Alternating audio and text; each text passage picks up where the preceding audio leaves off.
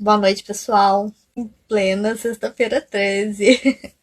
E como é plena sexta-feira 13, hoje a gente vai ler um livro de terror.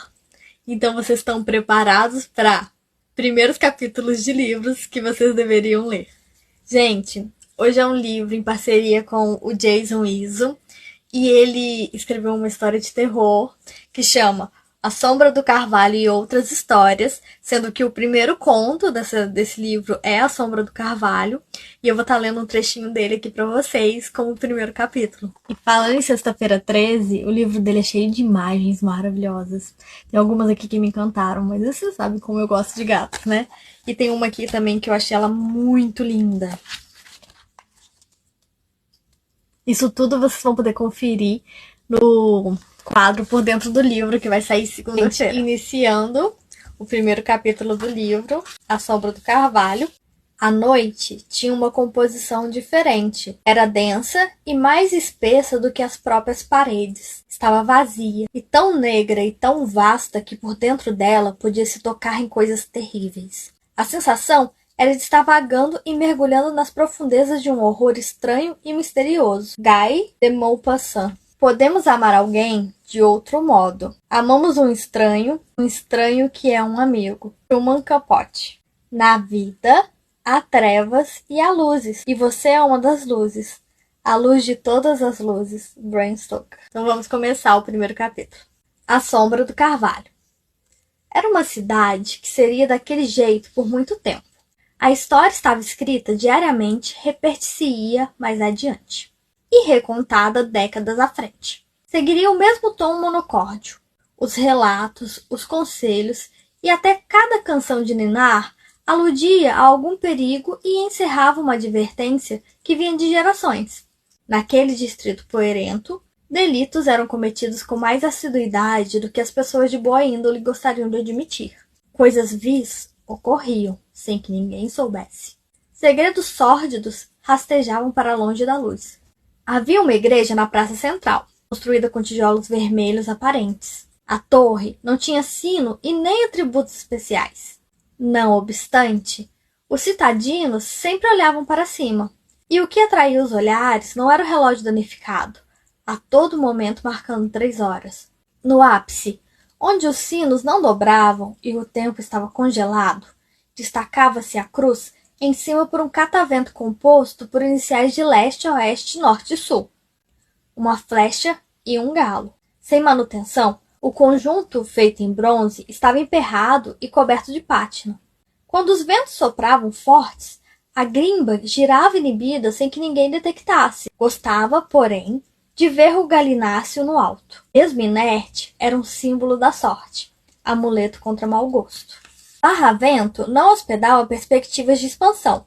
Tinha poucos atrativos e vagas de emprego insuficientes, pulverizadas no comércio urbano, que era movido por farmácias, lojinhas de roupas, mercearias, padarias e uma cadeia de estabelecimentos ajustada à necessidade da população. Quem não trabalhava no município exercia atividades sazonais na usina de álcool e açúcar.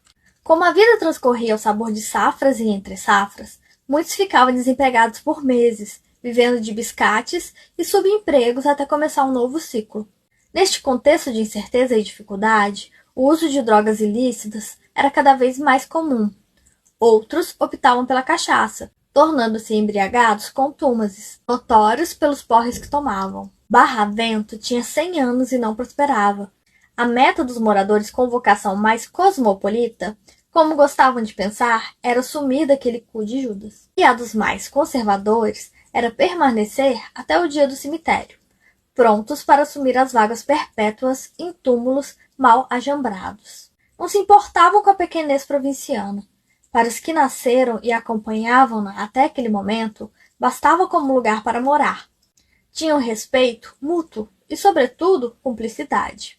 A administração pública tentava tapar os buracos no asfalto sem obter êxito na empreitada. Qualquer chuva, eles voltavam. Esteticamente, não impressionava, com um mobiliário urbano consumido pelo tempo e desleixo. Calçadas rachadas abundavam, alagamentos, racionamento de água e péssimo serviço de saúde e educação. Nesses quesitos, circunscrevia-se no modelo de atraso replicado por sucessivas gestões ineptas.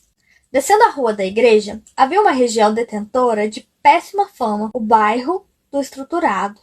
Conjunto de habitações onde se mesclavam blocos rústicos, madeiras, lajes por fazer, grades, pontas de vergalhão à mostra, tapumes, pouco reboco e telhas antigas, pintura uma ou outra.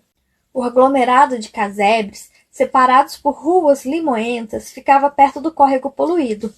Sem assistência da prefeitura, a população convivia com o lixo, mosquitos e saneamento precário. Atravessando a ponte de ferro fundido, chegava-se ao campo, área de conservação permanente repleta de árvores que se destacavam pela exuberância: ipê amarelo, jacarandá, caviúnas, pitangueiras, goiabeiras, jabuticabeiras e arbustos conhecidos como leiteiro, que os garotos gostavam, pois tinham galhos forquilhados excelentes para fazer estilingue. Passando por essa área e seguindo a trilha equidistante à cerca de arame farpado, demarcada com grandes britas, bem no final, havia um carvalho enorme, cuja idade só poderia ser medida em séculos. Os mais idosos afirmavam que, quando chegaram ao povoado, ainda um amontoado de gente pisando na lama, o carvalho estava lá, com as mesmas características atuais. Tronco espesso, quase 2 metros de diâmetro e uma copa gigantesca, um complexo entrelaçado de galhos e folhas coriáceas glabras. Parecia que se o mundo fosse acabar em chuva, fogo ou granizo, como acreditavam as carolas, se a cidade de Barravento fosse varrida com todos os seus tijolos e sobrassem as ruínas da hecatombe, se tudo isso acontecesse, o antigo carvalho ainda estaria firme, remanescente do cataclisma. A casca de textura grosseira reforçava a corporatura robusta, dando ar de carapaça. Parecia fincado até a alma no solo, inquebrável. A fronte era tão espessa, as folhas tão agrupadas, que projetavam uma sombra densa e crepuscular. Ficar sobre o carvalho, envolvido por aquele fumê, andando no solo forrado entre as folhas, era como estar em suspensão. Os mais impressionados matraqueavam que aquele desmesurado monumento da natureza era assombrado, visto que um padre se enforcara nele. Muito tempo atrás, e nos primórdios de Barravento, o pároco tinha o costume nada salutar, e muito menos clerical, de aliciar garotos para atividade de cunho carnal, com gestos delicados, boa oratória, perfídia e fala mansa, seduzia os mancebos. Convencia-os a fraquejar a modesta igreja, sobretudo a sacristia. Os joelhos dos imberbes avermelhavam não porque rezavam, mas porque praticavam felação. Coisa escandalosa quando o mórbido concubinato fora revelado por um dos seus aliciados. Os ânimos inflamaram tanto que a situação tomara proporção bíblica. Bradavam que era um pederasta maldito. A população citava Sodoma e Gomorra. Alguns doidos planejavam violentar o Pablo com cabo de vassoura e sal grosso. Estavam decididos a matar, e a matar biblicamente. Como ocorre nessas ocasiões de revelações mundanas, o vigário resolvera não apelar para o perdão do povo e, sem escapatória acessível, enforcara-se no carvalho. Permanecera bastante tempo pendurado, antes que alguma autoridade se dispusesse a tirá-lo de lá, enterrando-o numa vala comum. Nessa época, não havia galo de bronze. Após o presbitério, que fornicava com acólitos e coroinhas, mais 3 pessoas se enforcaram nos imensos galhos. Uma mulher traída, um lavrador antropófobo e outra pessoa. Qual era mesmo o nome dela? Vendia frutas e verduras. Então, considerando tantos passamentos, tornara-se assombrado.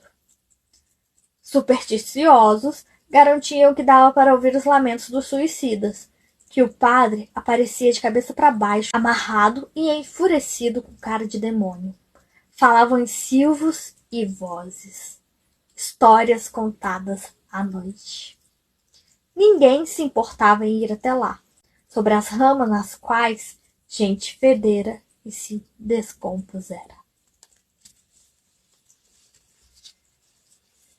E aí, tá pronto para um bom terror?